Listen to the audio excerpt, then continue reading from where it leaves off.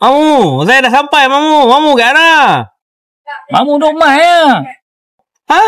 Mamu duduk mai? Saya dah sampai dah. Saya sama ni MDM Cafe. MDM Cafe? Mamu duk mai lah. Mana lagi? Mamu duk mai. Lah, Mamu duk mai. Mamu duduk mai berapa lama, Mamu? Berapa lama lagi? Ha? Sampai dah? Mamu kata Mamu duduk mai? Mamu duk mai lah. Takkan tak tahu. Depan setakat bayang baru. Mamu duk mai. Mai. Apa ramai pun tak ada masalah. Mai. Pot healing, pot lepak, rancak malam ni. Macam-macam ada. Lah, kan dah kata Mamu duk mai. Ha? Mamu tunggu apa? Roger. Oh, MDM Cafe ni Mamu duduk mai. Okey. Okey, Mamu. Okey. Okey, steady, dah.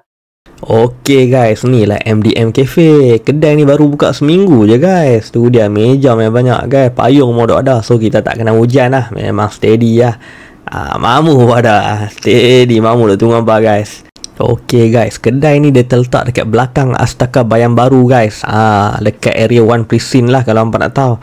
So kedai ni memang sempoi baru buka. Nak tahu menu apa dah, jom. Hampa kena mai cuba, ada macam-macam menu. Hampa breakfast ada, hampa peminat breakfast, roti jala, roti kukui, roti dongdong, hampa kena mai cuba. Untuk makan tengah hari geng, hampa kena mai cuba. Ada set geng, set bawai, set ikan keli, set cencaru belah belakang, hampa kena mai. Yang peminat nasi lemak geng, hampa kena mai cuba. Nasi lemak bebek goreng berempah geng. Nasi lemak bebek goreng berempah, hampa kena mai cuba geng.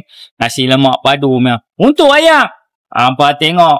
Kopi tak tidur malam geng. Kopi tak tidur malam, teh tak lena siang dengan kopi Tok Nana geng. Hampa kena memang sur geng. Mamu tunggu apa? Hampa kena mai MDM Cafe. Shh.